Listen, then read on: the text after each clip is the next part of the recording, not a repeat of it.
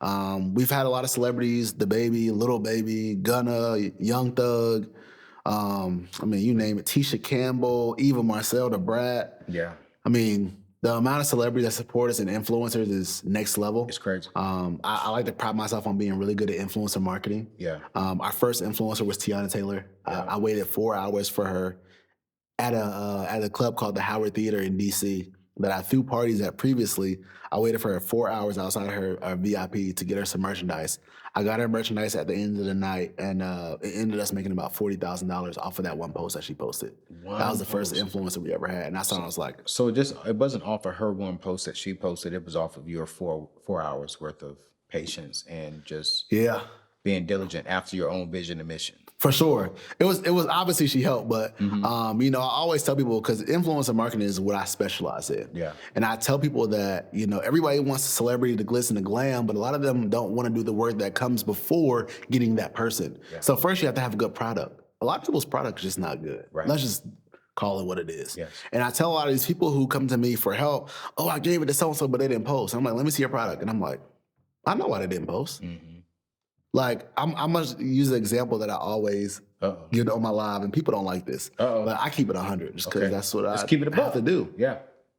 People think, I always tell my students is every idea is not a business. Okay. Because people think, because something's a good idea, it might be a good idea, yes, but that doesn't need to be a clothing line. Yeah. You know what I'm saying? So, I always tell people, like, all right, think about the first time you put ketchup and mustard on a hot dog. And you're like, I like ketchup and I like mustard. And together, I'm like, that's pretty good. Yeah. So, but that doesn't need to be a business, right? Right. So you don't have to. So I'll give you an example of somebody. They'll take ketchup and they'll say contain mustard and put it on a sandwich or put it on a hot dog, and then they'll be like, I'm gonna start a clothing line, and it's gonna be called Custard.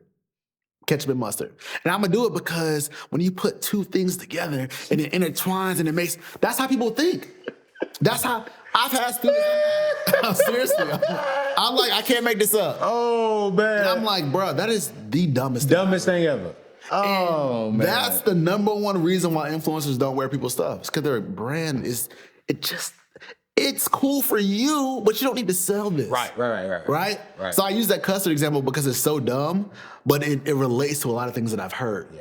And so that's one reason. But two, people don't know how to interact and have conversation with the person once they do get the opportunity. Mm-hmm. So I seen people like in the moment try to get some merch to, let's just say, Tiana Taylor, and they asking for pictures first.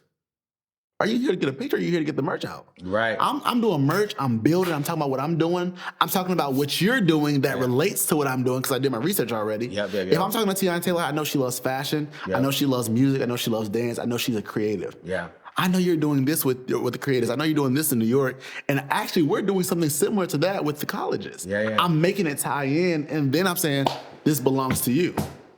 So influencer marketing is something that really drove our business to from being just a regular clothing line to it support Black colleges that everybody wears. Yeah. And I've spent, if I had to put it in a time frame, I've probably spent over 300 to 400 hours waiting versus, 75 posts.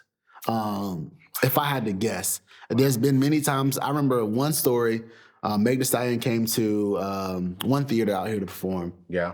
I waited outside her dressing room for 4 or 5 hours the night before Essence Fest. Mind you, my team's in the warehouse packing for Essence Fest because we leave the next day. And she ends up never coming to the dressing room. I found a way to sneak into the dressing room, relationships. I knew one of the guys at the door, which led me to her dressing room door. And I have pictures on my phone of literally me in her dressing room like this. I set it up. Ciroc was the sponsor. And I set my stuff up in between the Ciroc stuff because I knew that she would go to that area. Right. And I waited there and I ended up having to leave because it was just taking too long. It was 1 a.m. She still hadn't got there. Right. I was there since 7 or 8 o'clock. Wow. And so I ended up leaving. She ended up, they told me, she never came to the dressing room. She never got the stuff, but somebody else took the stuff, right? So I ended up waiting 5 hours, 6 hours for nothing. Somebody took the stuff and I never got my stuff to Meg Thee Stallion. So there's so many stories like that happen that nobody see. Yeah. But then they'll see me, I end up getting Lil Baby some stuff. Lil Baby, Gunna, G Herbo, and Young Thug, I got all in the same night. Yeah. And that was about 4 or 5 hour wait. Yeah. / finesse / maneuver / getting people drinks. Like I'm talking about, like I was. You putting in the work though. I was in there. I was really in there, serving my way to success. Wow. And so, it's just things like that happen. But I think it's extremely important having a good product, patience, and knowing how to really talk and communicate. Once you get that opportunity, then the rest is up to them. You can't force anybody to post unless you're paying them. And 99% of people that post for us, we don't pay. Hey, Tribe, I need y'all to tag Meg the Stallion. Come on now. Tell her that Support Black Colleges was patiently waiting. And there's some merchandise with her name on it. Yes, it is. Tag her on this video, tag her on Instagram, tag her all over the place because we got to support our Black colleges. Man, that's crazy. And she went to HBCU. She just graduated. Texas Southern. Yeah, Texas Southern. So it's only right. I mean, she's an educated, beautiful woman. Come on now. Shabba-ba-sita. Ha-ha! Meg the Style. No, I'm just playing. Yo, we just now tuned in, man. Welcome back to the table. It's your boy, Anthony O'Neill, and today I'm joined by my boy. He is becoming a legend, especially on this online business space and especially in the influencer marketing space. Corey, who is the co-owner of Support Black Colleges. Don't forget, you guys, before we get back into today's show, I want to remind you that, as you're out here making money, as you're out here building your businesses, as you're out here doing your thing, don't forget, the key thing to really building wealth is creating margin. How do we create margin? We save. You got to save money. And so my partners over there at Prize Pool have the #1 savings account in my personal opinion. I use them every single month. That's where I park my emergency fund.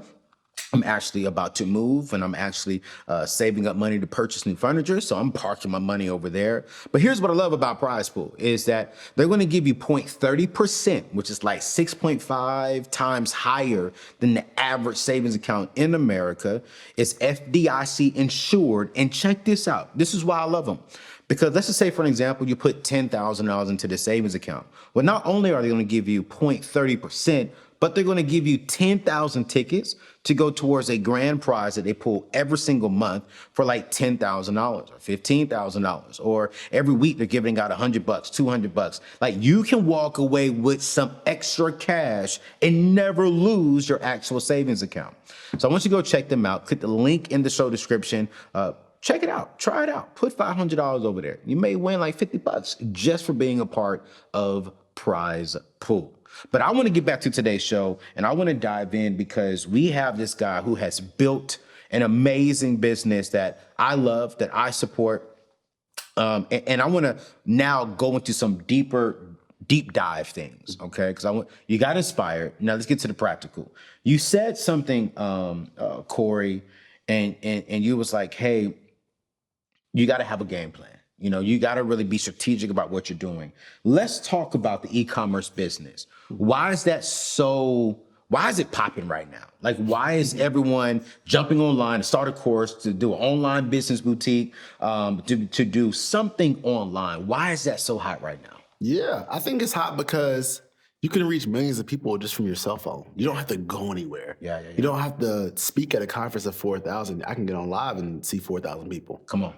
I think it's just so easy to be accessed through social. Yeah. And things like TikTok and Instagram, you can put one post up and it can literally change your life. Absolutely. So I think that people have seen that and like, well, how can I make money and monetize off of the people that I reach? Okay. And so I think that's just why. And then with COVID, obviously, you couldn't shop in person. Yep. Like you had to shop online. And it's so funny because I didn't know how our business would be affected by COVID. I had no clue. I'm like, you don't need our clothes. Yeah. Honestly, if we're being honest, you don't need them. So, it was funny that we had the biggest year ever because of COVID.